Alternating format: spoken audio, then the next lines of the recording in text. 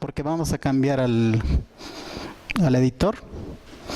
Lo que les sirve a ustedes es lo que hagamos en la máquina, no tanto en las diapositivas. Para empezar, la terminología tienen que conocerla. Lo primero que vamos a hacer es esta, DDL. Si no lo conocen, Data Definition.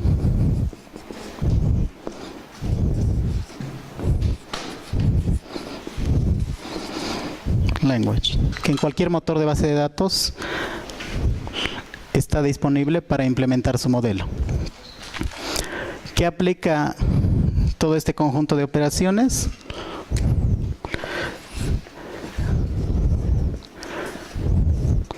Para lo que es SQL Server, creación y alteración de la tabla. Para este capítulo, nuestra regla es que no utilizamos el asistente, vamos a escribir las sentencias. ¿Por qué? Porque más adelante nosotros tenemos que elaborar los propios scripts de creación del esquema, y si lo hacemos con un asistente, el asistente arrastra sentencias que no utilizamos y eso perjudica en la parte de despliegue del motor de base de datos, perdón, de la base de datos. ¿Qué es lo que vamos a aprender? El Create Table. Más simple que eso no podía ser. ¿Qué indica el Create Table? Vamos a definir restricciones o reglas para almacenamiento de información. Desde lo más simple, el no nulo, que significa que no vamos a permitir campos nulos, valga la redundancia, nunca hay que decir vacíos en base de datos, no es lo mismo. Valores únicos, la famosa llave primaria y la llave foránea, que son los más utilizados. El check para verificar un valor específico, y uno propio de SQL Server, que es un constraint también, el constraint default. Vamos a conocer también otros objetos de base de datos. Esto ya se conoce como objetos. Así como hay tabla, hay vista, hay secuencia y hay índice. También el sinónimo. Cuando veamos seguridad vamos a entender más por qué se utiliza sinónimos. Algunas reglas de nomenclatura. Esto voy a ir cambiando para que ya hagamos algo interesante. Los que puedan ya seguirme.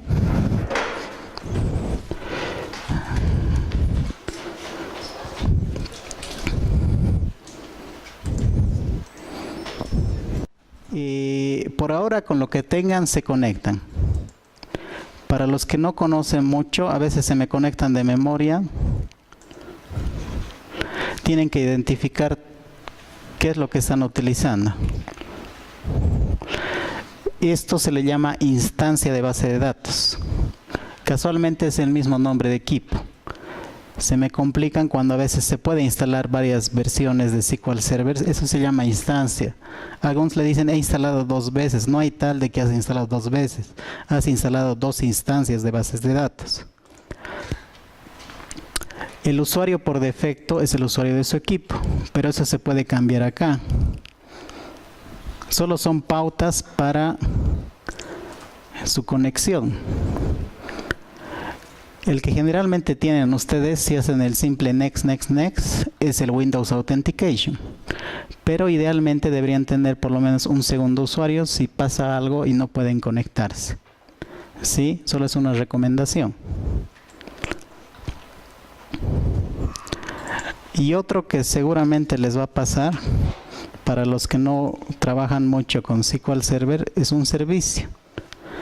Van a su casa, apagan el equipo, lo vuelven a encender, no conecta. Me llaman 10 de la noche porque llegan del trabajo, no puedo conectarme. Por favor, verifiquen que el servicio está funcional.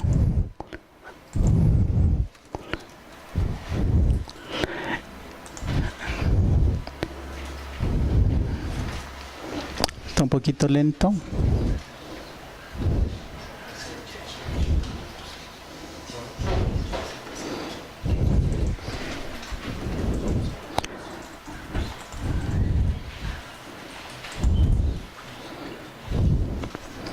No quiere levantar el servicio.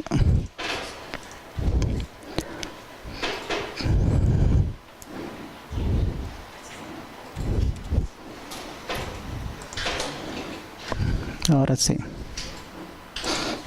Siempre que tengan problemas de conexión y estén seguros que el usuario y password está bien, verifiquen que el servicio esté corriendo. Si han hecho una instalación por defecto, este es el nombre que aparece. Microsoft SQL Server tiene que estar iniciado o running si está en inglés.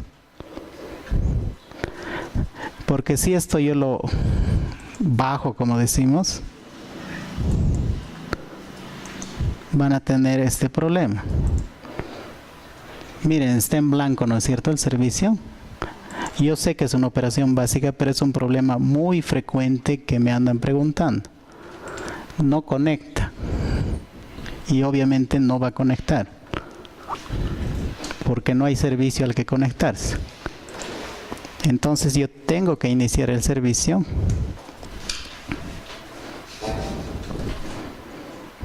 Cuando esté iniciado, vuelvo a intentar y debe ser inmediato porque es una instalación local lo que tienen ustedes. Nada más. Hasta ahí no deberían tener ese problema. Vamos a jugarnos con este ejemplo. ¿Qué tabla quieren para que hagamos lo de hoy? ¿Actor, cassette, película? No, pero no tiene muchos campos. ¿Alquiler? Alquiler. Ya. Vamos a crear una nueva base de datos, que esto, videoclub le llamaremos.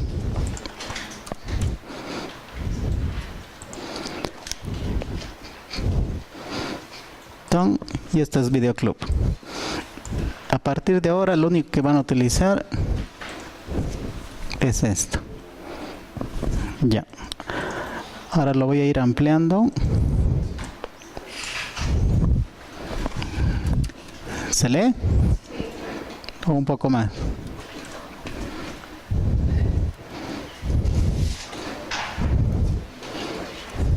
Ahí.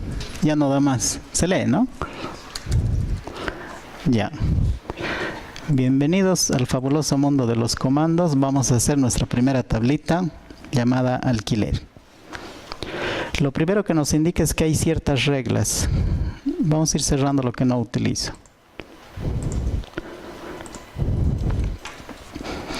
Cualquier nombre que utilice tiene que comenzar por una letra, no tiene que tener más de 30 caracteres y solo contener este tipo de caracteres. El alfabético, las letras del alfabeto, 0 a 9 y máximo estos caracteres especiales, guión bajo, pesos y numeral. Casualmente nuestro diseño es bastante simple. Entonces, lo primero que voy a hacer, crear una tabla, ¿no es cierto? Le voy a poner alquiler. Perfecto. ¿Qué es lo que necesita una tabla? Necesita sus atributos. ¿Cuál es el primer atributo? Código, ¿no?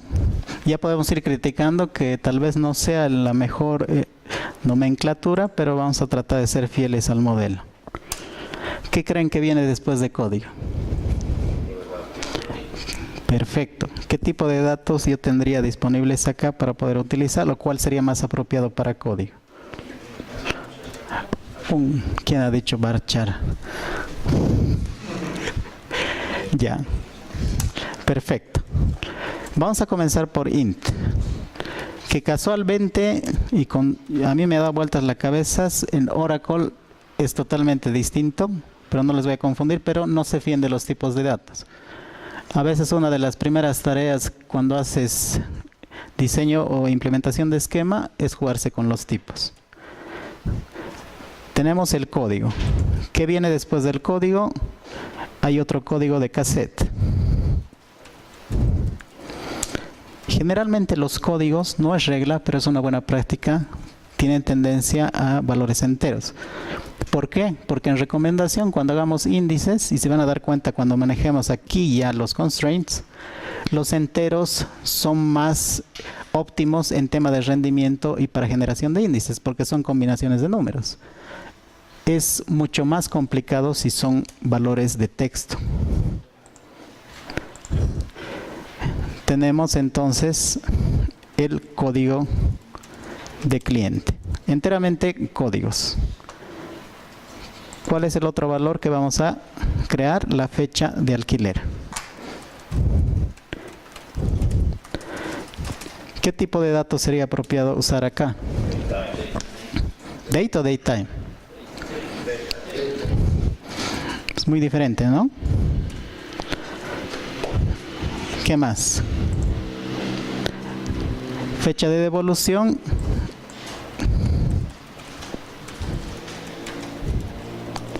Otro datetime. ¿Qué más tiene? Valor de alquiler y cantidad. ¿Qué creen que sea valor de alquiler?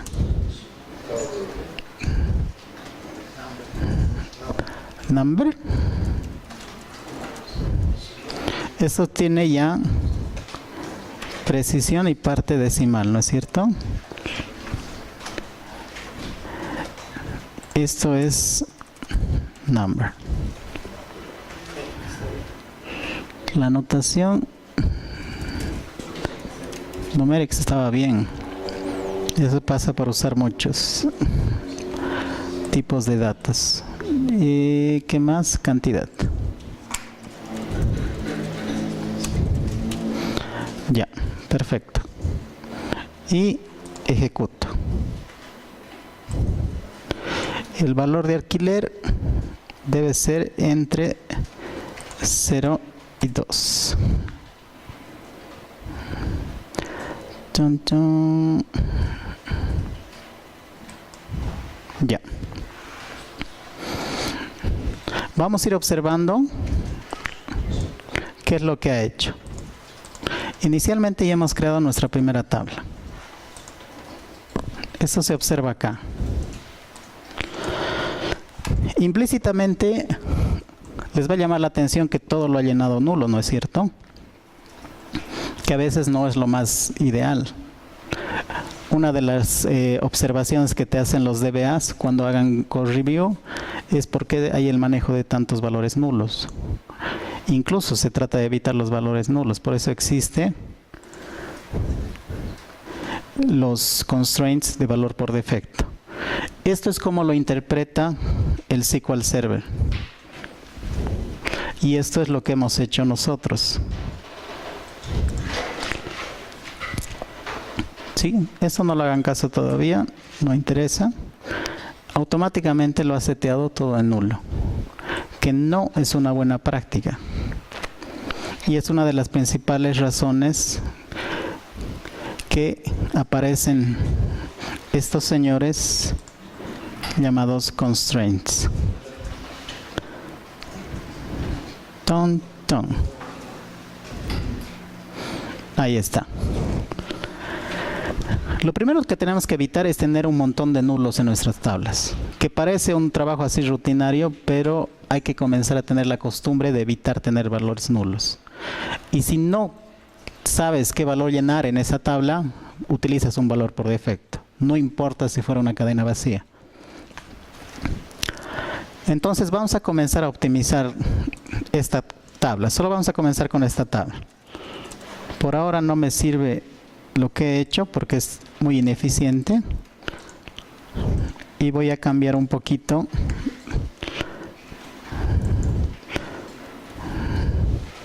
Voy a necesitar espacio. Todavía se lee, ¿no?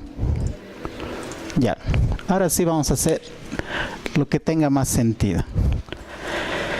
Voy a crear el código, pero va a ser un constraint de llave primaria. ¿Sí?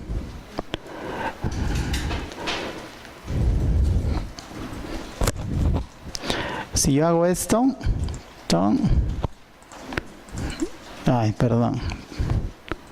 si yo hago esto, ya va a tener idealmente la llave primaria. Y el motor ya lo interpreta acá. Incluso ya utiliza otra simbología con la llavecita. ¿Sí? Creo que defecto hay con esto, que parece bien trivial y a veces somos muy mecánicos y hace el motor.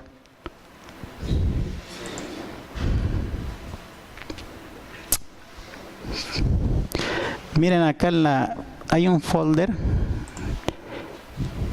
¿A ustedes les gusta este nombre que ha creado acá abajo? Y eso es parte de lo que van a hacer. Por favor, esto me van a atender. Al momento de implementar sus modelos, también hay que comenzar a tener buenas prácticas en la creación de sus restricciones o los constraints. Entonces, van a crear un constraint que va a seguir su nomenclatura de su diseño. No es regla, pero es una buena práctica. En un sistema de producción nunca van a ver una llave primaria así, no existe tal cosa. Pero sí tal vez vean una nomenclatura de este tipo. El primary key de la tabla alquiler. Primary key _ alquiler, que es una llave primaria. ¿Sí? Tan simple como eso. Si actualizo esta definición, esto sí se puede documentar que este constraint, que también es otro objeto, tiene la obligación de ser la llave primaria de la tabla alquiler. Se autodescribe, si se dan cuenta. No parece la gran cosa, pero si tengo mis 50 tablas internamente ya están identificadas cuál es su propósito y para qué sirve, sí tiene más sentido. Ok, eso es respecto a la llave primaria. Entonces voy a crear otra restricción para cassette. Cassette, lamentablemente en nuestro modelo creo que no tiene, ¿o tiene? Tiene, ¿no? Entonces, para poderle dar sentido a este constraint, necesito crear otra tablita. Lo voy a hacer rápidamente. Voy a crear la tabla cassette. Tal vez a ver, para que puedan ver lo que hago. Voy a usar otro nombre para que tenga más sentido de por qué hay cierta nomenclatura y reglas en el uso de los nombres. Después vamos a hablar del varchar y del char. Y ya está. Tengo ya dos tablas. La razón por la que he creado esta es que voy a hacer el otro constraint que lo hace importante al tema de consistencia de datos. Voy a crear un constraint que va a ser la llave foránea, que son los dos más importantes, la llave primaria y la llave foránea. De acuerdo a mi modelo, que es un modelo lógico, pero yo sé que de alguna forma se va a enlazar en cassette, yo quiero que código de cassette sea una llave foránea. ¿Qué implica una llave foránea? Un foreign key, generalmente el nombre de la tabla a la que va a referenciar, y después el nombre del constraint. En este caso utilizamos la palabra reservada referenciar.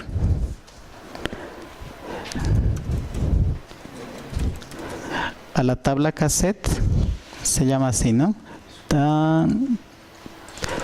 Tabla cassette e internamente al que fuera su llave primaria. ¿Funciona o no funciona?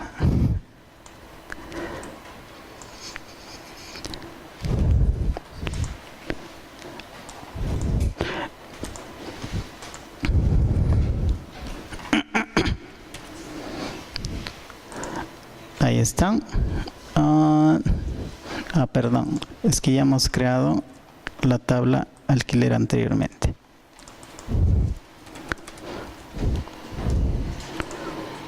Ahí está. Ya acabo de crear mis tablitas con su llave primaria y su llave foránea. ¿Notan la diferencia entre llave primaria y llave foránea? Es el color de la llave. Está referenciando a esta tabla. Incluso hay un problema típico con esta restricción. La restricción sí se encarga de verificar que la información que voy a añadir a la tabla alquiler exista previamente en la tabla cassette o sea nulo. Pero también hay una restricción inversa. Si yo trato de borrar cassette, ¿qué creen que va a pasar acá? Y no hay datos. En ninguna de las dos tablas no hay datos.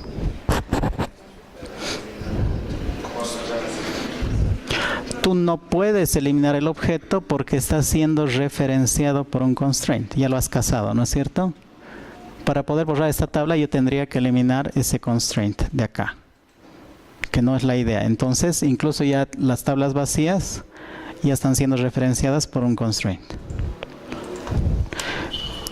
Para código cliente sería la misma idea. No lo voy a hacer porque vamos a llenar de tablas para el mismo ejemplo. Fecha de alquiler. Casualmente este ejemplo no tiene ningún varchar. Lo vamos a cambiar para que tenga algún ejemplo de varchar. Descripción.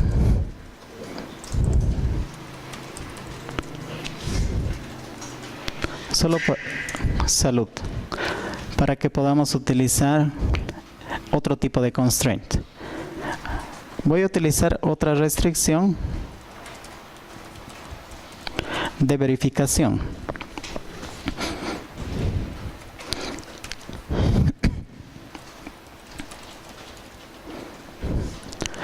Esta restricción se va a encargar de obligar a que el campo sea distinto de vacío. Va a ser un check, que es una verificación nada más, que el tamaño de texto introducido en este campo sea mayor a 0, nada más. Así voy a evitar que llene espacios en blanco. Lo voy a reducir un poco para que se vea ya un poco mejor. El tema es que se va volviendo bastante texto. Lo voy a subir para ordenar un poco. Ahí está la llave primaria. Ahí está la llave foránea. Y aquí está la descripción del check. Que lo único que va a hacer es verificar que el mismo valor, su tamaño, sea mayor a 0. Ya, eso es porque ya lo hemos creado.